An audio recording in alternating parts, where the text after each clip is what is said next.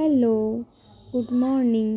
সকালবেলা ঘুম থেকে উঠে পড়ে চায়ের ব্যবস্থাটাও করে ফেললাম।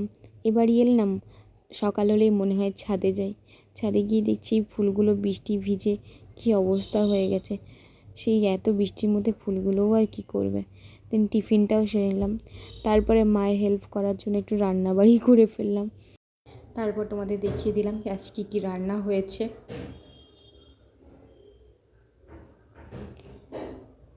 যা বৃষ্টি হচ্ছে, তাও ছাতা নিয়ে একটু ছাদে চলে গেলাম সব কিছু দেখতে।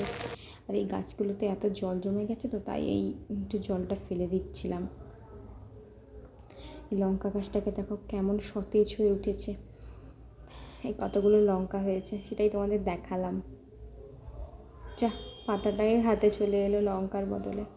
দেন মাকে নিয়ে একটু বাজারে গেছি। মাকে আমি নিজে নিই, মা আমাকে নিয়ে গেছিলো। এটা হচ্ছে আমাদের গ্রামীণ হাট। এমনিতেই অল্প দোকান বসে, তার উপরে বৃষ্টির কারণে আরও দোকান বসেনি, হাতে গোনা কয়েকটা দোকান বসেছে।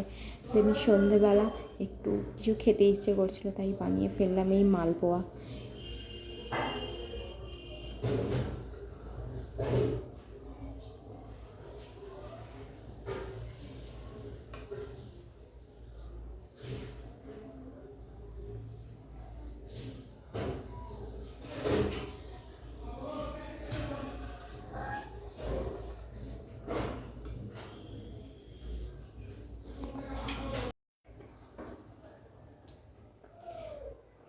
তারপর এটা হওয়া থেকে যে অপেক্ষা করেছিল খাবে বলে, তাকেও একটু খাইয়ে দিলাম।